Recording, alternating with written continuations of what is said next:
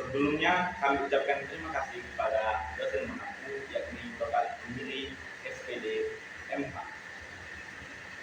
Oke, kita mulai dari materi kami yang berjudul pentingnya Pancasila sebagai sistem filsafat. Untuk materi pertama akan dijelaskan oleh Rika Ramadhani Syafiq. Kepadanya.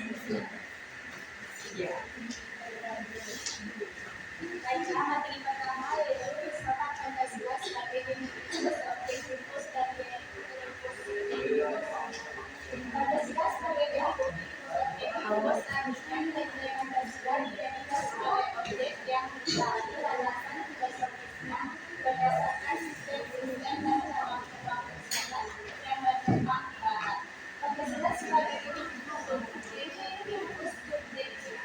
artinya nilai-nilai Pancasila dipergunakan untuk mengkritis, berupaya filsafat yang bersifat baik untuk menemukan hal-hal yang sesuai dengan nilai-nilai Pancasila maupun untuk melihat nilai-nilai yang tidak sesuai dengan nilai-nilai Pancasila. Selain itu, nilai-nilai Pancasila tidak hanya dipakai sebagai dasar pembuat peraturan perundang-undangan, tetapi juga nilai-nilai Pancasila harus mampu menjadi orientasi pelaksanaan badan politik dan dasar bagi pembangunan nasional.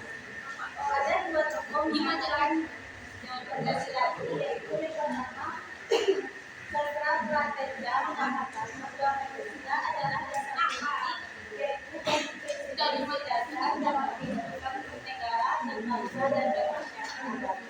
Yang kedua yaitu Sudarjo mengatakan bahwa fungsi Pancasila untuk mendirikan orientasi kehidupan mengharuskan bangsa Indonesia juga menyadari situasi kehidupan yang sedang dihadapi.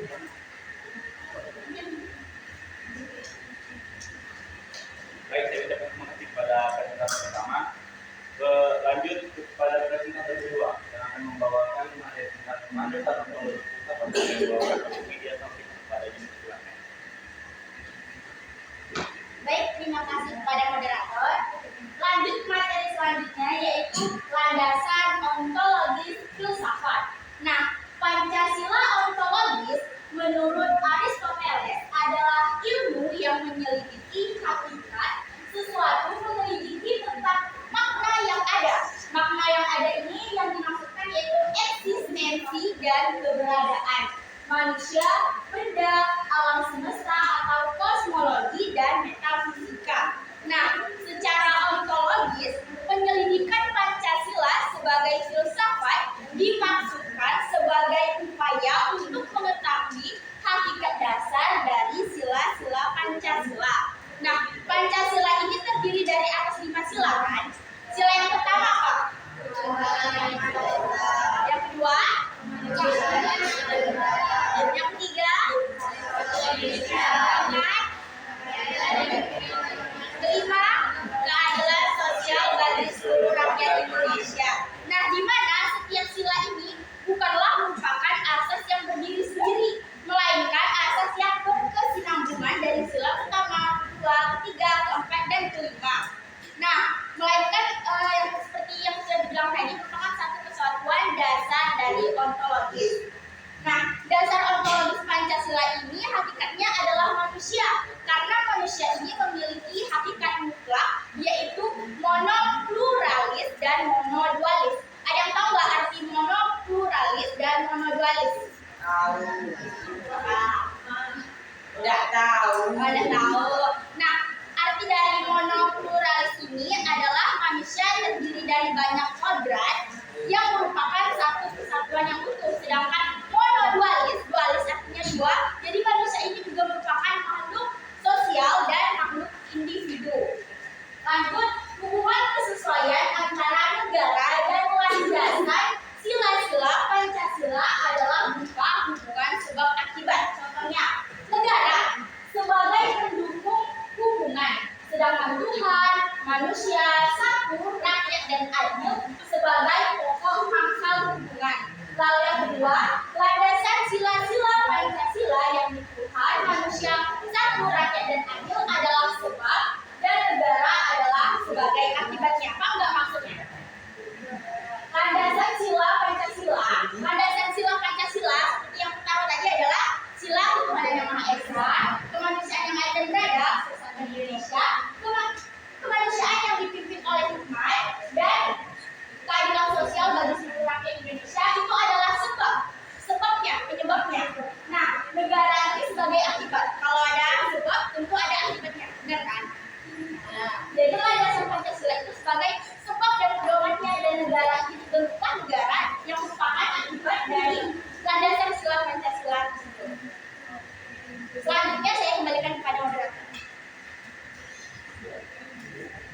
kasih kepada mediator kita yang telah membawakan materi presentasi.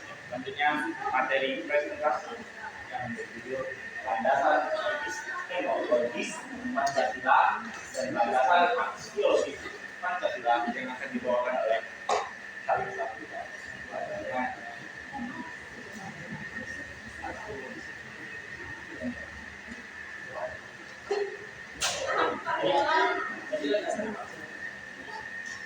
Baiklah, saya ucapkan terima kasih kepada moderator yang telah mendukung saya untuk menyampaikan materi yang berjudul yaitu landasan epistemologis Pancasila. Epistemologis itu adalah cabang filsafat yang menyelidiki asal syarat susunan, metode dan validasi ilmu pengetahuan.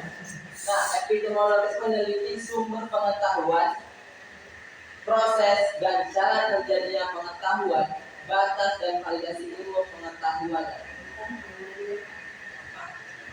Terdapat 3 persoalan yang mendasarkan dalam epistemologis, yaitu yang pertama tentang sumber pengetahuan manusia, yang kedua tentang teori kebenaran pengetahuan manusia, dan yang ketiga tentang watak pengetahuan manusia.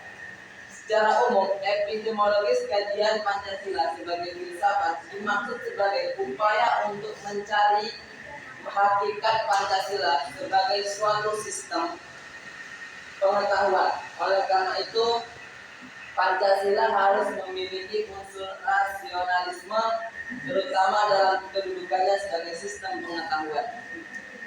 Nah, dengan demikian, susunan Pancasila memiliki sistem logis baik yang mencakup kualitas maupun kuantitas. Dapat kita lihat berdasarkan susunan isi arti Pancasila. Ada 3 macam. Yang pertama, isi arti Pancasila yang umum atau universal, yaitu hakikat sila-sila Pancasila yang merupakan intisari Pancasila sehingga merupakan pangkal tolak dalam pelaksanaan dalam bidang kenegaraan.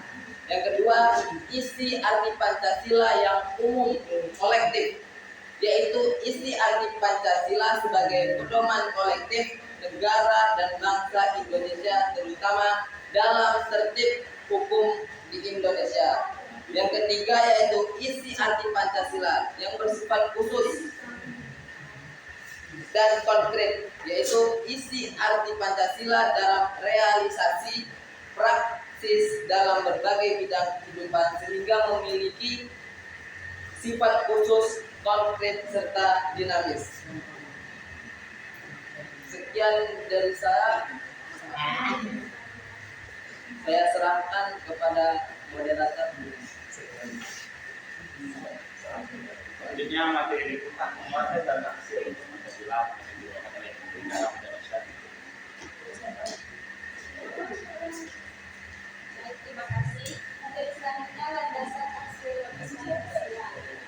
Sila-sila Pancasila sebagai suatu sistem filsafat yang memiliki satu kesatuan dasar aksiologis, yaitu nilai-nilai yang terkandung dalam Pancasila pada hakikatnya juga merupakan suatu kesatuan. Aksiologis Pancasila mengandung arti bahwa kita membahas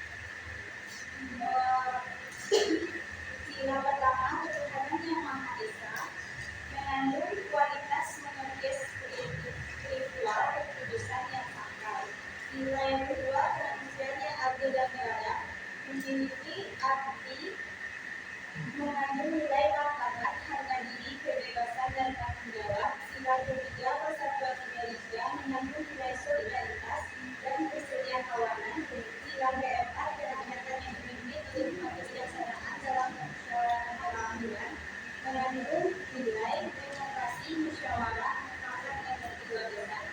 Sila kelima, keadilan sosial bagi seluruh rakyat Indonesia mengatur nilai kepedulian dan kebudayaan. Terima kasih. Terima kasih kepada ini. Buat materi selanjutnya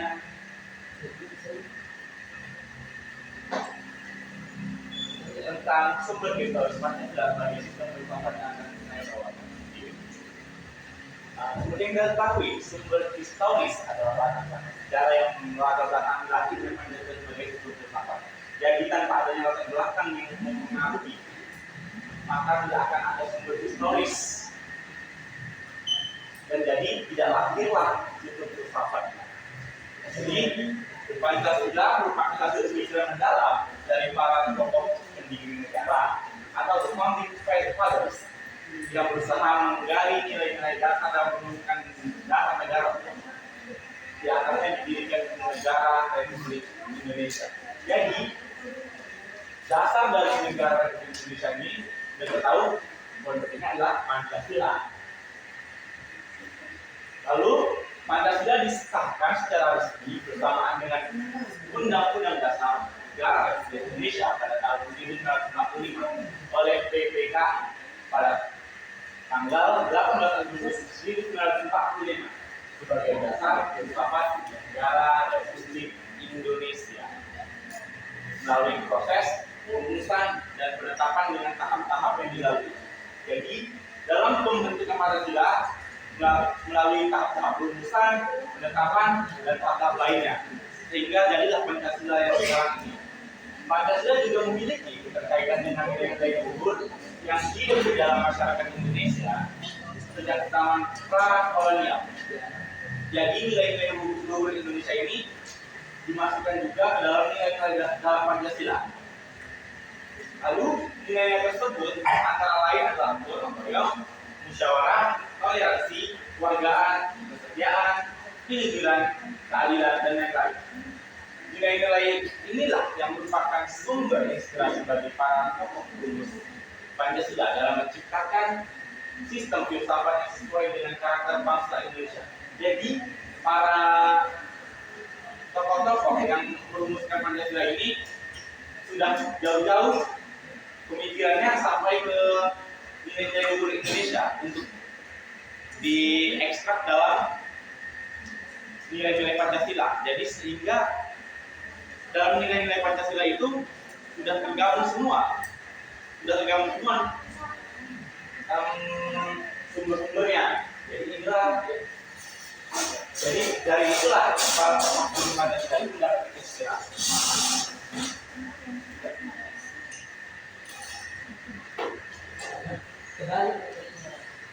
Untuk selanjutnya materi sumber sosiologi Pancasila sebagai sistem filsafat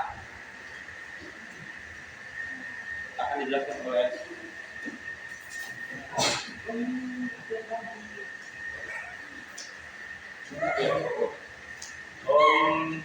lanjut ke sumber sosiologi Pancasila sebagai sistem filsafat.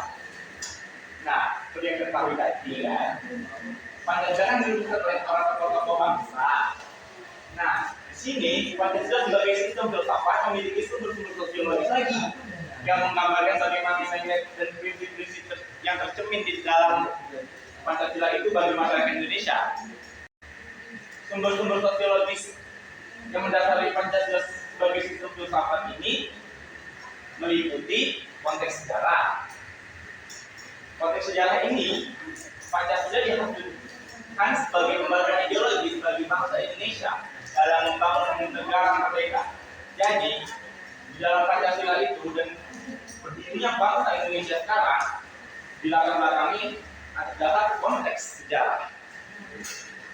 Lalu lanjut ke budaya dan tradisi. Sosiologi Pancasila juga dapat ditemukan dalam budaya dan tradisi masyarakat Indonesia. Nilai-nilai tersebut seperti gotong royong, musyawarah, menolong dan kebinekaan. Lanjut ke prinsip keadilan sosial. Pancasila mengandung prinsip-prinsip keadilan sosial yang tercermin dalam upaya pemenuhan kebutuhan dasar dan perlindungan hak rakyat. Jadi dalam prinsip keadilan sosial ini kita harus tahu dan kita juga semua punya hak. Jadi sudah menjadi kewajiban kita untuk mendapatkan keadilan sosial di negara kita tercinta ini.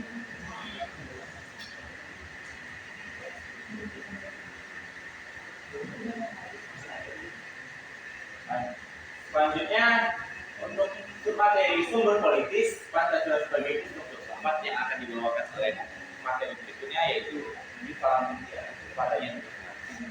Baik, terima kasih kepada moderator. Kita lanjut ke sumber politis Pancasila sebagai bentuk filsafat.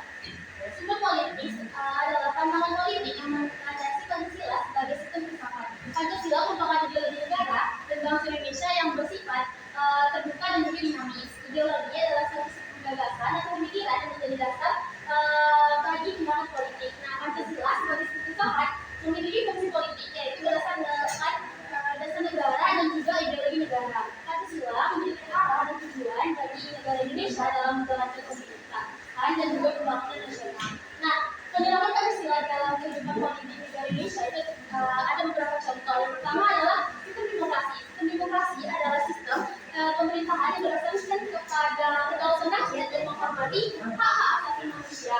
Nah, contoh dari sistem demokrasi ini mencerminkan sila keempat dan juga kelima. Lanjut ke hak asasi manusia.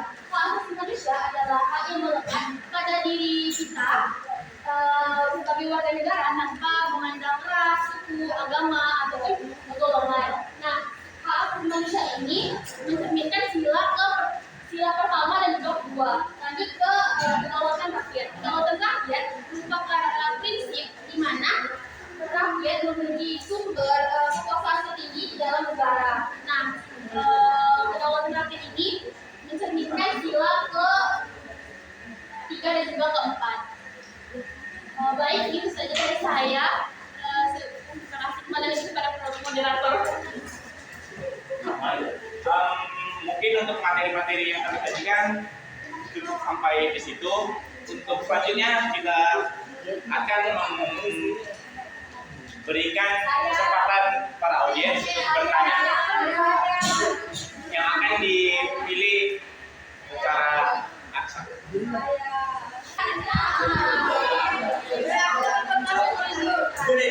Kepada Dea Yandria. Assalamualaikum warahmatullahi wabarakatuh. Waalaikumsalam warahmatullahi wabarakatuh. Saya Dea Yandria dari kelompok 8 izin bertanya kepada kelompok bernyanyi mengenai materi yang disampaikan oleh Halim. Pertanyaan saya yaitu mengapa Pancasila harus memiliki unsur rasionalitas terutama dalam pendidikannya sebagai sistem pengetahuan. Terima kasih. Pertanyaan berikutnya kita berikan kepada Puan. Assalamualaikum warahmatullahi wabarakatuh. Waalaikumsalam warahmatullahi wabarakatuh. Perkenalkan, nama saya Sufyan Dayat, perwakilan dari kelompok 3. Ingin memberikan pertanyaan kepada kelompok penyaji. Tadi dijelaskan bahwa Pancasila itu tiap silanya saling berkesinambungan. Nah, pertanyaan saya, apa contoh kesinambungan antara sila kedua yaitu keadilan sosial bagi seluruh rakyat Indonesia dan sila kelima kemanusiaan yang adil dan beradab? Kebalik. Ya, sila kedua keadilan sosial. Pokoknya antara sila kedua dan sila kelima dalam kehidupan nyata. Oke, untuk pertanyaan berikutnya kita berikan kesempatan kepada berapa? Berdua orang ya? Kita berikan kesempatan kepada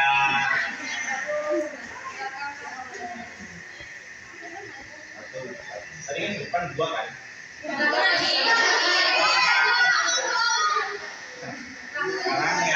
ya. Dia.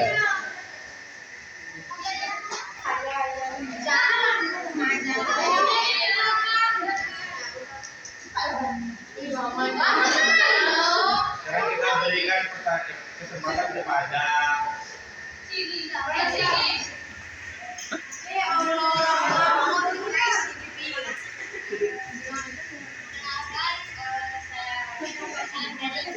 Tidak Pancasila. lupa. Tahu Pancasila. Itu sih boleh foto lagi soalnya. Terima kasih. Ya, pertanyaannya adalah apa prinsip filosofi utama yang mendukung atau mendasari sistem filosofi Pancasila dan bagaimana prinsip ini dapat mempengaruhi dalam pandangan etika dan moral bagi kehidupan masyarakat.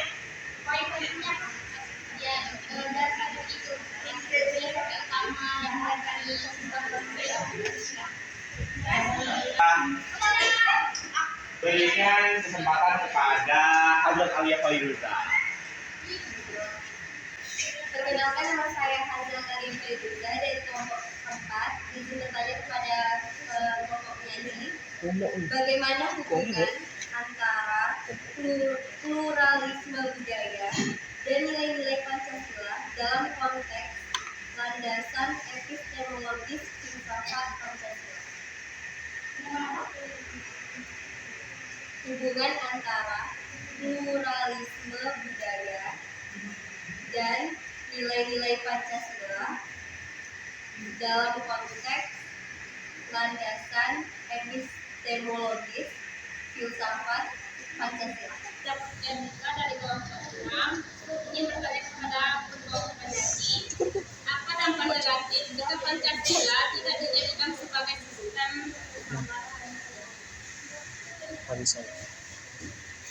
apa dampak negatif jika Pancasila tidak dijadikan sebagai sistem filsafat? Oke, saya akan menjawab pertanyaan dari Revina.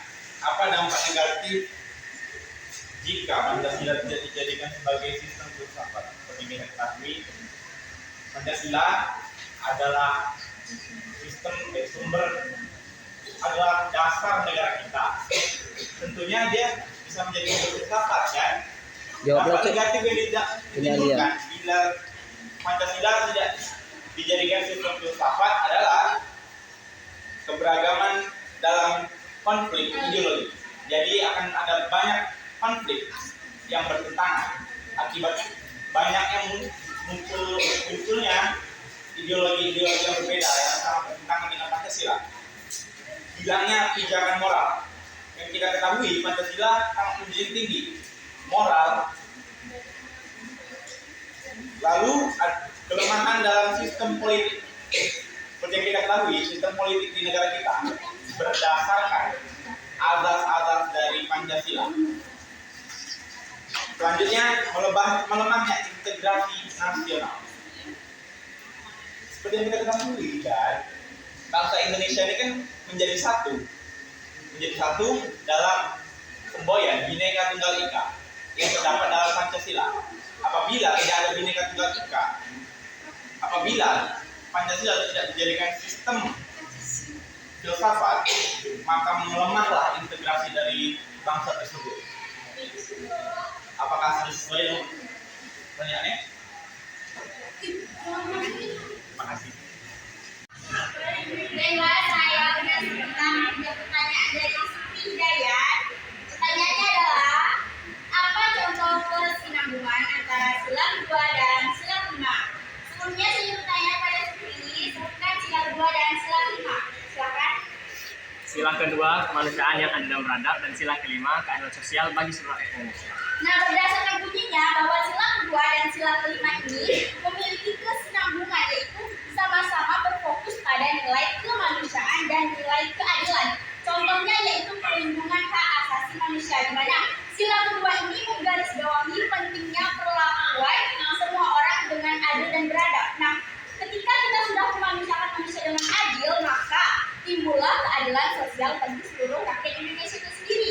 Nah, jadi inti utamanya itu kesinambungan antara sila kedua dan sila kelima, yaitu memperkuat tekad Pancasila untuk menciptakan masyarakat yang lebih adil, beradab, dan sejahtera di Indonesia. Bagaimana saudara Siti? Baik, jawaban dari saudari Widya Sapita bisa saya terima. Terima kasih. Terima kasih. Bagaimana teman-teman yang lain? Apakah ada yang menambahkan? Ya. Saya kira sudah cukup pertanyaan dari saya. Terima kasih kepada saudara Siti yang sudah bertanya.